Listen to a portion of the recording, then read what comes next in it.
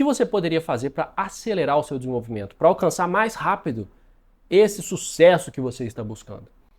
Eu estudei um livro chamado A Arte e a Ciência do Treinamento. Peguei 8 técnicas que ele passa para você. Técnica e mentalidade. A primeira delas é em relação à necessidade de saber o porquê da viagem. Não adianta você querer se treinar enquanto adulto somente por curiosidade. Para os adultos, essa questão da utilidade acaba soando mais forte. Eu diria que a curiosidade tem sim um papel relevante na nossa vida? Tem. Mas segundo o livro, que ele se baseia no que se chama de princípios de andragogia, no qual quem criou isso foi um autor chamado Malcolm Knowles, um americano. Ele fala que os adultos têm algumas especificidades. E a utilidade, aqui ó, adultos precisam entender a utilidade imediata. A utilidade acaba gerando para você muito mais interesse e muito mais facilidade em visualizar como isso se aplica na sua vida. Deixa de ser só um aprendizado pelo gostosinho e você começa a se confrontar. E você começa a pensar, cara, eu vou usar nesse ponto, então isso aqui está errado, isso aqui não está funcionando. Você começa a ser mais crítico com o conteúdo e começa a criar mais conexões neurais em torno daquilo. E aí quando eu falo para você pensar na utilidade imediata, eu vou até adiantar. Tem uma parte aqui, ó, pergunte-se como essa técnica vai me ajudar na reunião de segunda-feira, como ela vai me ajudar na próxima reunião do mês, para falar com aquela pessoa, que seja uma reunião com uma pessoa, quando eu for falar com meu amigo, com a minha esposa, com meu marido, sei lá quem. Mas é interessante que você dê data, hora e contexto para você aplicar. Aplicar o que você está aprendendo. Utilidade imediata. Frases interessantes que o livro traz. Se o cérebro não vê utilidade, ele acaba bloqueando o aprendizado. Você desacelera. Desacelera o seu carro, desacelera a sua transformação. E na oratória você precisa assumir o volante. Você tem que estar ali na posição de motorista. Eu quero chegar até esse local. Eu quero parar na padaria. Eu quero virar nessa rua aqui. E por que você quer isso? Porque eu quero chegar naquele local em tal hora.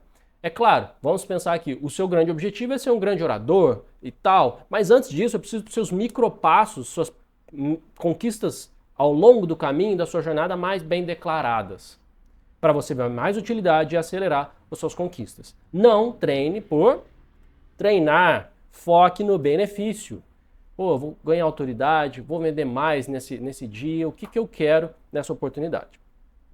Vamos então para a ideia 2. Autoconceito. O motorista no comando. Os adultos são autodirecionados e não dependentes. O que pode acontecer com você? Você começa a ver pessoas que falam bem, você começa a estudar sobre oratória e você começa a querer simplesmente copiar o que está acontecendo ali, sem você passar por uma reflexão ativa, sem se autodirecionar, se tornando muito dependente da ação de externos. E segundo o livro, isso é ruim para o seu desenvolvimento. Segundo os princípios de andragogia, isso não ativa o seu cérebro como deveria ativar. Você precisa se colocar de fato na posição do motorista. Olha que frase. Frase interessante. Adultos se veem como seres responsáveis. Eles resistem e se ressentem quando tratados como estudantes dependentes que devem apenas obedecer ao professor. Quando você começa a olhar a oratória como algo que faz parte de você, que você gosta, que você quer pensar, que você quer agir, existem coisas na vida que não tem muito como criar. Eu tô mexendo num programa, eu quero fechar o programa de computador, tem que apertar no X, é esse o procedimento. Mas a oratória não é exatamente isso. Tem técnicas, tem procedimentos, tem, mas tem algo que é seu. E você precisa sentar como motorista para alcançar você mesmo, o seu jeito, o seu estilo, a sua beleza. Aplicação na oratória. Rejeita a oratória robô. O orador robô. Não copie cegamente os gestos de gurus. Aqui. Não copie cegamente os gestos de gurus. Crie seu próprio estilo. Assuma a responsabilidade. Você define a sua rota de aprendizado e não o professor. Então, ok, você está assistindo um vídeo, achou interessante, a partir de determinado momento, pô, isso aqui não tá me agregando. Tudo bem, vou parar, vou pegar outra coisa, agora eu vou pegar um livro, agora eu vou conversar com outras pessoas. É muito tentador a gente pegar uma trilha de conhecimento que alguém propôs e a gente querer seguir aquilo até o fim para resolver todos os nossos problemas. Nem sempre vai funcionar. Nem sempre vai funcionar. Principalmente quando você precisa encontrar a si mesmo. Livros ajudam, vídeos ajudam, cursos ajudam, mas tem certos caminhos que só você é capaz de encontrar. Só você. Assuma um comando que é seu. Dica 2. O papel da experiência, a bagagem no porta-malas. O Malcolm Knowles ele vai falar que os adultos, quando eles aprendem, eles fazem sempre uma comparação com o que está no porta-malas, com o que eles já carregam. Você não é uma folha em branco.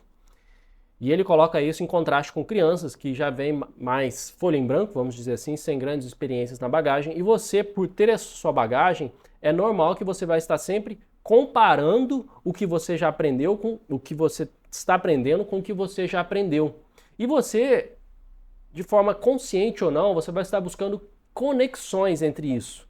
E na sua mente você vai pensar, poxa, isso fez sentido porque eu já vi isso naquele lugar. Poxa, tal pessoa não falou bem quando eu assisti e realmente isso fez sentido. É como se você estivesse procurando dar sustentação nas suas novas ideias em cima do seu passado. E quando você toma mais consciência dessa atitude sua, você pode usar isso a seu favor. Olha que frase bacana que eu pesquei para você. Adultos trazem uma vasta bagagem de vida. O treino tem que conectar o novo aprendizado com o que eles já viveram. Ignorar a experiência do adulto é rejeitá-lo como pessoa. O princípio, sua vida anterior é base do novo aprendizado. Então, para a oratória, de forma mais prática, como você pode traduzir isso? Associar técnicas de fala à experiência passada. Por exemplo, se você está querendo aprender storytelling, quando você, por exemplo, contou história para os seus filhos, o que deu certo, o que deu errado, quando você foi contar uma história para os seus colegas no bar, quando foi contar a história de contar um futebol, o que deu certo, o que deu errado, essas coisas se conectam. Claro, você aprende técnicas realmente ao falar com seus colegas no futebol e também fortalece o seu entendimento de novas técnicas de storytelling. Não deixe isso somente para vamos dizer assim, para o natural. Faça isso de forma consciente. E você também pode usar uma outra variante disso, que é começar a falar na sua oratória as suas próprias histórias, que é isso aqui, ó. Use as suas próprias histórias como conteúdo. Se o que você está falando faz sentido para você, com base na sua história, será que não seria legal você trazer essa sua história, esse seu caso, para as pessoas conhecerem? Talvez você está falando, vou colocar aqui, você está ensinando para as pessoas técnicas de storytelling. Em vez de falar só sobre a técnica em si, que tal se você começar a contar para as pessoas quando você falou com seus filhos? Lembrando que quando você fala, você também reforça o seu aprendizado.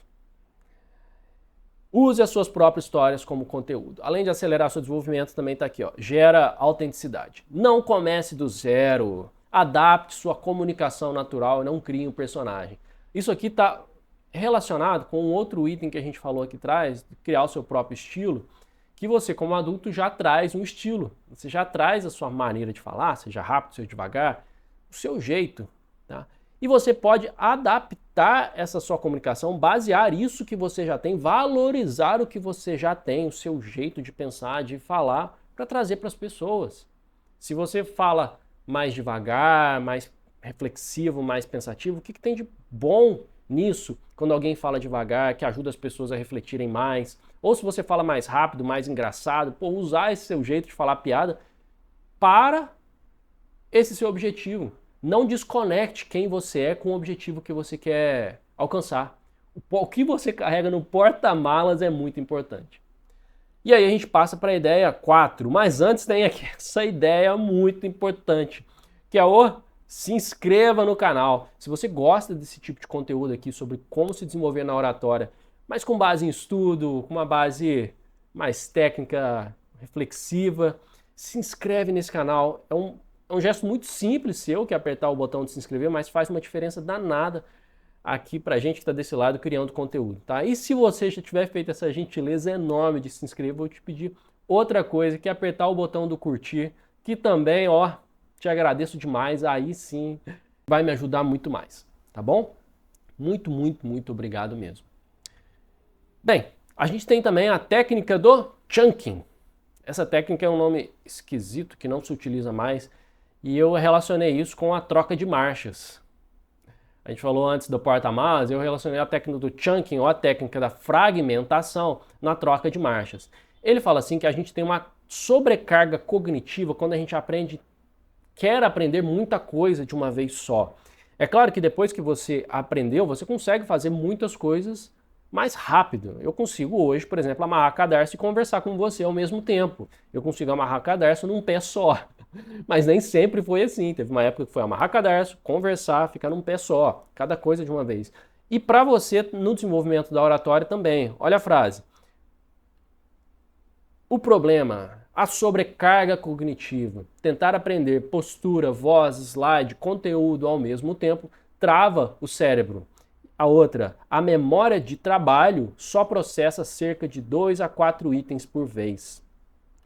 No livro, ele começa a fazer uma distinção mais científica, mais neurológica, de tipos de memória que a gente tem. E a memória de trabalho é mais ou menos equivalente à memória RAM, a sua memória de processamento de coisas. É aquela memória que está mais no momento que você está falando. É diferente daquelas memórias que seria o disco rígido do computador, que você tem, suas lembranças de criança, por exemplo. Você tem, mas você não acessa elas o tempo inteiro.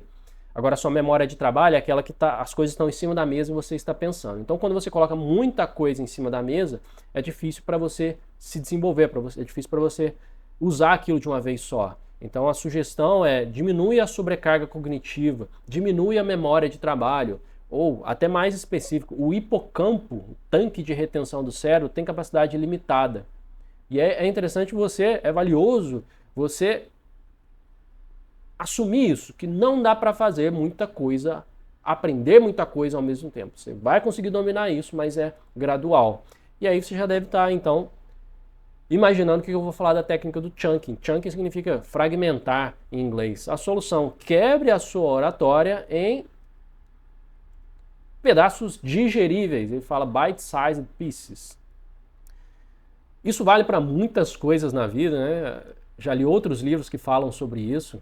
Tem um livro que chama A Única Coisa, também é muito interessante. Ele vai falar o livro inteiro sobre essa questão de você digerir o que você está querendo digerir, o seu desenvolvimento, os seus hábitos, suas conquistas em partes e focar naquela que é a primeira.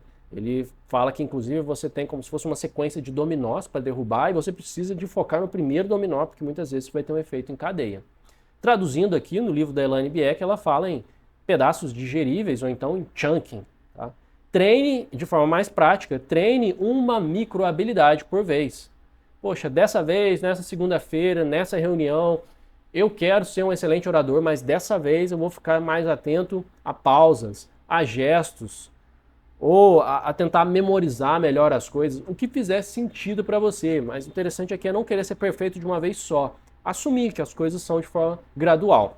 Reduza a carga intrínseca, a dificuldade simplificando a tarefa inicial.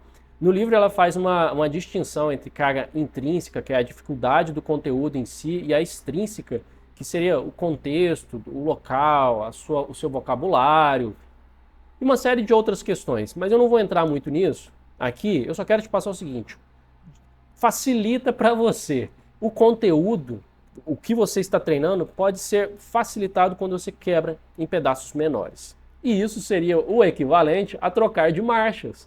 Porque em determinados momentos você precisa da marcha 1 e está tudo bem, você não usa todas as marchas de uma vez só. Em outros momentos você passa para a marcha 5 e faz parte da vida o seu desenvolvimento. É marcha por marcha, vamos dizer assim. Regra 5, sugestão 5, regra do 70, 20, 10, ou saia da teoria. E aí vem como se fosse uma distinção entre o seu treinamento lendo o manual e o seu treinamento pegando a estrada. Ou a gente pode chamar isso de saia da teoria. Ele fala assim que o desenvolvimento de pessoas ele segue mais ou menos uma proporção de 70, 20, 10, onde 10% do seu desenvolvimento é o conteúdo. Então, o problema que ele traz aqui é focar apenas em cursos e livros, que eu chamo de aprendizagem formal, é a via lenta. Isso tem valor? Tem muito valor. Se você for aprender 100 livros, pode ser muito complicado. Mas em termos de esforço, é interessante você colocar um esforço maior para outras formas de aprendizado, que é o 20 e o 70. A solução que ele traz aqui é o framework de desenvolvimento acelerado. Esse 70, 20 e 10, ele não foi criado pela Elaine Bieck, ele já existe em outros contextos, ela trouxe isso nesse livro, mas se você for procurar na internet vai até ver que existem outros contextos, tá? Mas então, como eu falei para você, 10% é formal, são cursos e livros, 20%, olha que interessante, ele chama de social, é aprender com outras pessoas, é a mentoria, coaching, feedback de pares, ver uma pessoa que te ajude. E aí não precisa também ser o mestre dos mestres que venha te resolver tudo, mas às vezes você perguntar para o seu colega, o que você achou da minha apresentação? Gostou, não gostou? Inclusive vem uma outra dica daqui a pouco para você sobre isso, como solicitar esse feedback. Mas pedir para um professor te ajudar, ou um coach que vai te ajudar no processo reflexivo, feedback. E aí vem os 70%, que é a grande massa desse desenvolvimento, que é a experiencial. Ele fala sobre a importância de você aprender fazendo, né? A aceleração máxima ocorre em tarefas desafiadoras. E aí não é só tarefas, é tarefas desafiadoras, a gente já vai focar nisso também. Aprender futebol sem chutar a bola é muito difícil. Aprender a dirigir um carro sem ter o carro é muito improvável. E aprender a falar somente por teoria é muito improvável também. Eu preciso que para você se desenvolver, você pegue o carro. Você se proponha de fato, quero falar. Coloque-se perante oportunidades para falar. Ação prática. Coloque o aprendizado onde está. Onde o trabalho está. Onde está a sua vivência. Onde está seu dia a dia. Se ofereça, por exemplo, para apresentar projetos e liderar reuniões imediatamente. Alguém pode ajudar? Eu. Alguém pode ajudar? Eu. Tem uma observação em relação a isso, já vou te falar. Mas vamos lá. Ó, ideia 6. Você precisa também, para chegar no seu destino, de um mecânico de confiança. E se a gente fosse traduzir isso para linguagem de treinamento, seria o feedback. Só que não é qualquer feedback. Lembra que eu te falei aqui da importância de ter pessoas te ajudando? Isso é master importante, mas é interessante que na hora de pedir, você peça uma ajuda direcionada, que vai te acelerar esse desenvolvimento. É o equivalente de não ter qualquer mecânico, mas ter um mecânico de confiança para ajustar o carro. Qual que é o problema que a gente tem muitas vezes no feedback? O feedback é vago. Tá aqui, ó. A pessoa pode falar, não, você foi muito bem, você parecia nervoso. Só que são coisas amplas, ainda que te ajude, não te ajude tanto. O ideal é que você tenha um feedback mais específico possível. E quando eu falo feedback, SCI é exatamente essa proposta. A solução, feedback estruturado. Existe a teoria do feedback estruturado e no dia a dia você pode até simplificar. Eu vou te falar da forma mais ampla, como seria assim mais o ideal. É o SCI. Primeiro você vai saber a situação, onde ocorreu. Na abertura da apresentação que aconteceu isso. Qual o comportamento? O que exatamente foi feito? Você falou muito baixo, olhou para o chão. E qual foi o resultado, que é o impacto? Isso fez com que a plateia perdesse o interesse inicial. Ou seja, contexto, onde aconteceu, o que foi feito e qual foi o impacto. Isso pode ser, inclusive, muito útil quando você for dar feedback para as pessoas, mas para você, na hora de solicitar, talvez a pessoa venha achar estranho se você perguntar de forma tão estruturada, eu quero que você me dê um feedback SCI, situação, comportamento e impacto. Mas você pode já não colocar esse vocabulário tão techniquez, você pode falar, por exemplo, assim, ó, não é pergunta o que acharam, você pode assim, quando eu expliquei o gráfico, você já direciona a situação. Eu falei muito rápido? Aí a pessoa vai te falar, você falou muito rápido, falou muito devagar. Foi bom o ritmo, gostei. Você direciona o seu pedido para uma situação e um comportamento. Então, ainda que a pessoa não saiba exatamente do que você está falando em termos de teoria, ela vai te responder em cima desse feedback SCI. E vem o impacto. Você pode perguntar, e essa minha maneira de falar rápida ou devagar confundiu? Ajudou? E aí você acaba tendo um mecânico de confiança. Essa é a pegada. É mais do que melhorar o carro. É melhorar o carro de maneira específica. Vamos para a estratégia 7, que é a estratégia do erro pro... Ih, rapaz, esse aqui... Professor. É o Waze recalculando a rota. Bem, é natural que erros aconteçam. Isso é parte da vida. O problema é quando a pessoa não trabalha em cima de recálculo de rota. Ela fica muito na expectativa que a rota que ela quer pegar é a perfeita, ela quer só ver pessoas que pegaram rotas perfeitas. Mas, e se você começasse a pensar que as pessoas que erraram, os erros das pessoas que você vê na internet também são professores para você. Os seus erros são professores e não só as pessoas que falam bem, e não só as pessoas que você admira. O problema, olha só, tentar ser perfeito desde o início ou só estudar exemplos perfeitos. Isso acontece muito em rede social, né? Porque as pessoas acabam pegando trechos editados ou trechos muito pequenos de suas apresentações, você acaba não vendo os bastidores e te criam um mundo meio de fantasia, de uma vez para você buscar, esquecendo os degraus. Inclusive o degrau do erro, que é o Waze recalculando rota. Faz parte isso. A solução, estudar problemas. Engraçado, né? Você vai falar, não, eu quero estudar o que dá certo, eu quero o caminho certo. Mas no livro ele fala que em um experimento que foi feito, eles deram para as pessoas orientações do que fazer e para outro grupo orientações do que não deveria ser feito também. Adicionou exemplos de erro. E aí mostrou, aqui, grupos que analisaram informações incorretas e precisaram corrigi-las tiveram pontuação 12 maior em testes posteriores. Isso aqui é um experimento científico, mas por dia a dia você também pode pensar coisa semelhante. Você aprende com o erro, e não só com o erro seu, mas o erro dos outros também. E aqui não é para ser hater das pessoas, e nem seu, e nem para ser excessivamente crítico, mas para ter clareza do que está acontecendo. O meu ponto de observação é que muitas pessoas acabam olhando muito para os seus erros e estacionam naquilo. Esse é o perigo de uma pessoa que está aprendendo a falar em público. Ela estacionar e ficar muito pessimista e não olhar o que está funcionando. Não é isso para você ficar estacionado, mas também não é só para você ver um mundo perfeito. É aceitar a imperfeição e construir em cima dela. Essa é a sacada. Identificar, olha só, identificar erros. O erro cria caminhos neurais mais fortes pelo acerto. Não é só o que está funcionando que te ensina, mas o erro também te ensina. Ação prática. Em duas vertentes, um para você e para as pessoas. Ação prática para você, grave-se e assista e procure ativamente os erros. Vai com calma, não é também para ser o carrasco de você mesmo. Foca em chunking, em fragmentação, mas procura, pô, isso aqui podia ser melhor. Às vezes as pessoas que eu percebo acabam querendo não assistir a si mesmo, porque são críticas demais, mas respira fundo, seja crítico, mas na medida certa. E na perspectiva do outro também, analise vídeos de oratórias, mas aqui ruins, né, de uma oratória ruim de outras pessoas para diagnosticar falha. Ou pode até ser o contrário, um vídeo de uma oratória boa, de uma pessoa que você admira, mas pensa agora numa outra perspectiva. O que ela não fez tão bem assim que eu posso melhorar, que eu posso aprender com o erro dela?